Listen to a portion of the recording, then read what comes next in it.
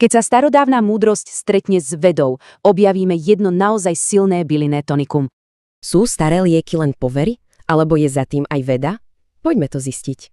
Dnes sa pozrieme na astragalus, v čínskej medicíne je to základ na budovanie vnútornej sily. Pozrieme sa na jeho 3 hlavné zlúčeniny, účinky na imunitu a spojenie s bojom proti starnutiu. A samozrejme, bezpečnosť. Tak, poďme na to. Veda ukazuje, že sila astragalusu je v 3 kľúčových aktívnych zložkách. Prvé sú saponiny, teda AMS. Fungujú ako regulátory, ktoré v tele pomáhajú tlmiť zápalové procesy. Potom tu máme flavonoidy, skrátene AF.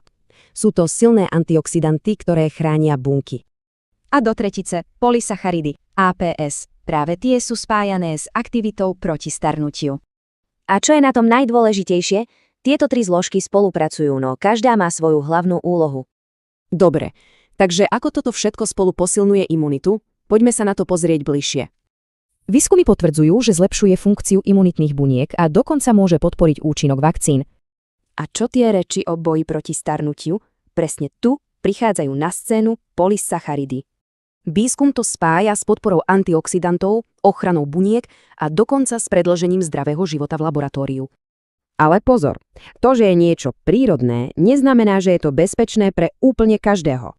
Napríklad tehotné ženy či ľudia s autoimunitnými ochoreniami by sa mu mali vyhnúť.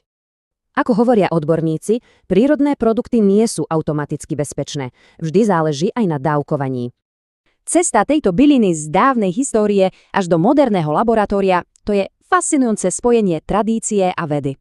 Veda stále odhaľuje tajomstva starých liečiv. Otázkou zostáva, ako nám to pomôže na ceste za zdravím.